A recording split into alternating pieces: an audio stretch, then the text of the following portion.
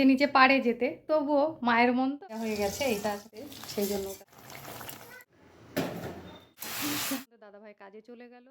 Hello বন্ধুরা, এখন বাজে বেলা প্রায় 10:30 আর আজকের ব্লগটা আমি এখান থেকেই শুরু করছি। তো উঠেছি আমি অনেক সকালেই, আজকে ভোর 4টের সময় উঠেছি। উঠে তারপর গেছিলাম একটু ব্যান্ডেল গেছিলাম ছেলেকে ট্রেনে তুলে দিতে। ও আজকে দুর্গাপুরে গেল। তো এই প্রথমবার ওকে আমি ছাড়লাম একা, তাও আবার 4-5 দিনের জন্য। তো সেই জন্য মন মানলো না, তাই ছেলেকে ট্রেনে তুলতে গেছিলাম। ও তো এমনি নিজে নিজে পারে যেতে, তবুও মায়ের মন তো, তাই তুলে দিয়েছে। দেখো ঘরে এসে এখনও জামা কাপড়ও ছাড়িনি। আর আসার পথে তোমাদের দাদাভাই মাছ কিনে দিয়েছে, সেগুলো নিয়ে এসেছি। নিয়ে এসে এখন রান্নাঘরে রেখে এই যে তোমাদের সাথে কথা বলতে চলে এলাম। তো চলো জামা কাপড় ছেড়ে নিই, নিয়ে গিয়ে দেখি মাছগুলো আবার ধুতে হবে, তারপর আবার রান্না বান্না করতে হবে।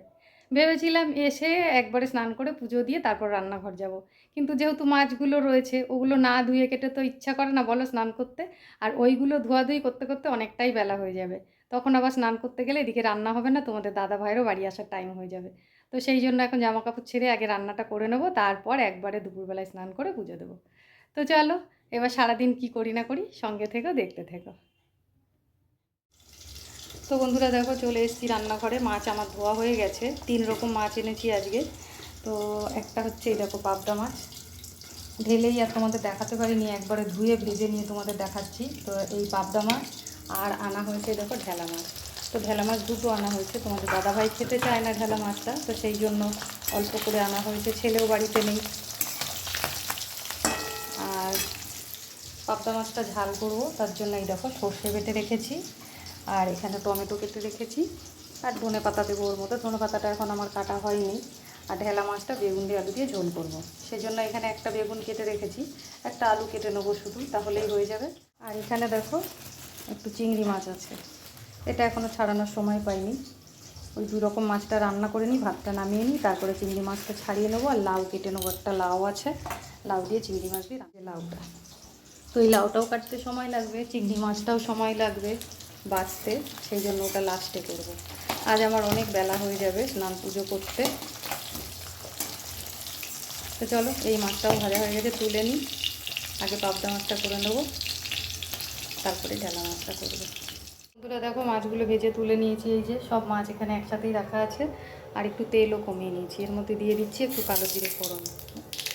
দেখো ভাতটাও হয়ে গেছে, ভাতটা নামাবো।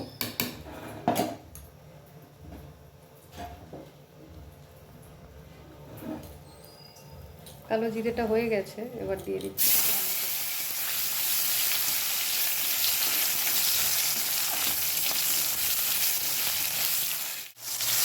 টমেটোটা। দেখো একটু ভাজা ভাজা হয়েছে, এবার এর মধ্যে দিয়ে দিচ্ছি সর্ষে বাটাটা। সর্ষে বাটাটা দিয়ে এই যে বাটি দিয়ে একটু জলও দিয়ে দিলাম। তো দেখো সর্ষে বাটাটা দিয়ে ওর মধ্যে নুন হলুদ দিয়ে দিয়েছিলাম, দিয়ে এবারে দেখো কটা কাঁচা লঙ্কা রেখে দিয়েছিলাম আলাদা করে গোটা, ওটাও দিয়ে দিলাম। সর্ষেটা যেহেতু বেশি কষানো যাবে না, সেই জন্য লঙ্কাটা আমি আগেই দিয়ে দিলাম। এবার দিয়ে দিচ্ছি জল, ব্যাস। এবার ফুটে উঠলেই মাছগুলো দিয়ে দেবো, দিয়ে ধনে পাতা দিয়ে নামিয়ে দেবো। মাছের ঝোলটা দেখো আমার হয়ে গেছে, এবার ধনে পাতা দিয়ে নামিয়ে নেব। যেহেতু ডাল করিনি তাই একটু ঝোলঝোলই নামাবো। তো বন্ধুরা দেখো এই যে নামিয়ে নিয়েছি, আর একেবারে শুকনো শুকনো করিনি, একটু ঝোলঝোলও রেখেছি। তো বন্ধুরা দেখো পাবদা মাছটা তো আগেই হয়ে গেছে, আর এই যে ঢেলা মাছটাও আমি ঝোল করে ফেলেছি, আর একটুখানি বাকি আছে। মাছটা সব দিয়ে দিয়েছি, আর একটু ফুটলে এটা নামিয়ে দেবো। আর এই দেখো এই ঝোলটা হতে হতে